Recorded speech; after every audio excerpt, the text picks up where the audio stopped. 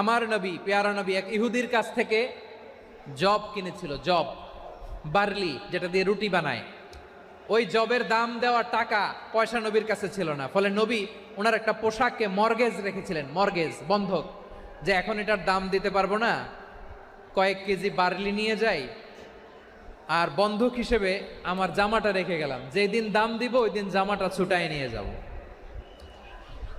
সুবহানাল্লাহ পড়বেন না? সুবহানাল্লাহ। বাকিতে নিছিলেন, বাকিতে। দিরআহু মিন হাদিদ, লোহার তৈরি বর্ম, মানে যুদ্ধের পোশাক, লোহা দিয়ে বানানো।